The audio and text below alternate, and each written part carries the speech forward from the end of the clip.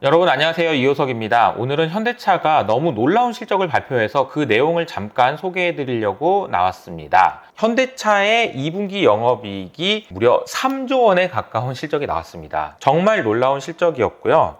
그런데 사실 한 달 전부터 실적이 잘 나온다고는 했거든요. 그런데 잘 나온다라고 기대했던 것보다도 더 좋은 실적이 발표됐습니다. 시작하기에 앞서서 한 가지 말씀드리고 싶은 것은, 저는 현대차의 전문가가 아니기 때문에 투자 의견을 말씀드린다기보다는 좋은 실적이 나온 현대차에 대한 이야기를 짤막하게 전달해 드리도록 하겠습니다. 현대차의 시가총액은 지금 현재 기준으로 한 40조 원 정도 됩니다. 그리고 현대차가 작년 기준으로 매출이 얼마나 됐나라고 보면은 매출은 120조 원이었습니다. 자, 그러면 40조 원 시가총액, 120조 원의 매출, 그러면 매출한 거에 3분의 1 정도의 시가총액이라고 보실 수가 있겠네요. 그만큼 싸게 거래되고 있는 회사라고 보시면 되겠습니다. 매출 구성을 보면은 다른 부분도 있지만 자동차 부분이 80%를 넘기 때문에 자동차를 잘 파는 것이 굉장히 중요하고요. 이번 실적에서도 역시 자동차를 잘 팔았기 때문에 잘 나온 실적이라고 보시면 될 것 같네요. 우리가 현대차 주가를 고민할 때 가장 먼저 고민해야 되는 것이 아마 이런 부분이 아닐까 싶습니다.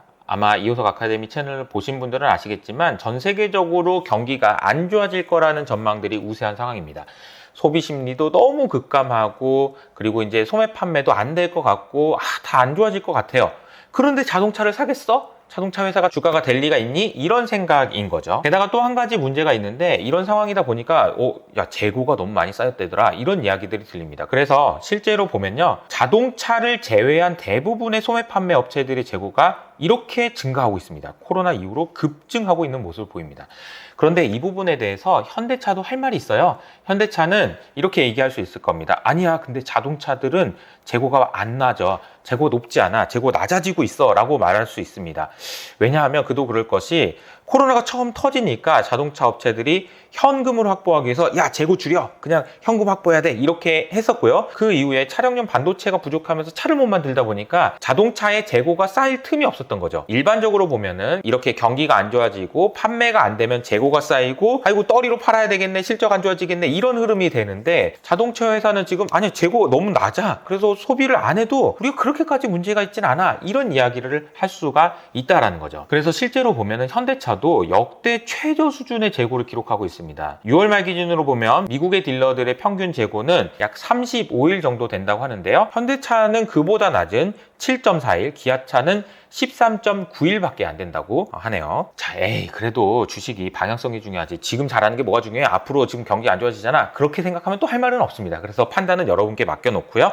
2분기 실적에서 주목해야 되는 내용을 정리해 보도록 하겠습니다. 자, 2분기 실적에서 매출을 먼저 하이라이트를 해보면, 작년 2분기 때는 30조 원의 매출을 기록했는데 이번 2분기 때는 무려 36조 원의 매출을 기록했습니다. 그 중에서 환율 효과가 있었던 것이 분명하긴 하지만, 가장 주목해서 보셔야 되는 거는 차를 덜 팔았음에도 불구하고 매출이 올랐다는 거예요. 차를 덜 팔았는데 어떻게 매출이 늘어나지? 이 그림을 보시면 알 수 있는데요. 우리는 이걸 믹스 개선이라고 얘기합니다. 우리가 자세히 보시면 믹스 개선이라는 건 뭐냐면요, 한마디로 표현하면 싼 차는 덜 팔고 비싼 차를 많이 팔았다는 얘기예요. 가장 대표적으로 비싸다고 볼 수 있는 SUV를 보면요, 작년 2분기 때는 47%가 SUV였는데 이번 2분기 때는 52.4%로 크게 증가했습니다. 이러다 보니까 차를 덜 팔았는데도 매출이 늘어나는 마법 같은 일이 발생했습니다. 영업이익도 보시면요, 작년 2분기 때는 1.8조 원 정도 수준의 영업이익이었는데 이번 분기에는 3조 원에 가까운 영업이익을 기록했습니다. 영업이익의 증감 사유를 보면 더 명확해집니다. 실제로 영업이익 개선의 대부분, 즉 1조 원에 차지하는 것이 믹스 개선 때문이다. 그러니까 비싼 차를 많이 팔게 된 것이 경쟁력이고, 이에 따라서 좋은 실적을 발표했다라고 보시면 되겠습니다. 자, 이렇게 좋은 실적을 발표했음에도 불구하고 현대차는 오늘 하나도 오르지 못하고 고압 수준에서 마무리가 됐습니다. 이 이유는 아마 새로운 뉴스, 너무 좋은 뉴스가 나왔으니까 좋은 뉴스 때 팔아버리자, 이런 의견이나, 혹은 이렇게 좋으니까 앞으로 안 좋아질만 있을 거다라는 의견들이 반영됐기 때문이 아닌가 싶습니다.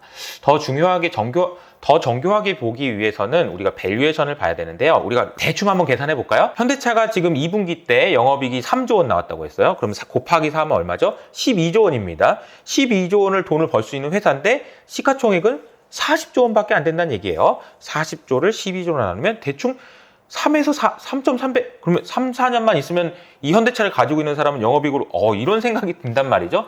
너무 러프하게 계산하긴 했는데, 우리가 우리가 그러면 현대차 말고 다른 해외에 있는 기업들하고도 비교를 해볼 필요가 있습니다. 먼저 기업의 실적 대비 시가총액을 의미하는 PER 기준으로 보면 현대차는 대략 한 5배에서 6배 정도 수준입니다. 그리고 도요타는 10배, GM은 5배, 그리고 포드가 5배, 폭스바겐도 5배. 그러니까 사실 PER, 이익 기준으로 보면 그렇게 싸다고 볼 수도 없어요. 그리고 게다가 우리가 잘 알고 있는 BMW는 4배도 안 돼요. 그래서 PER로 보면은 막 엄청 싸다 이렇게 보기는 어려운데요.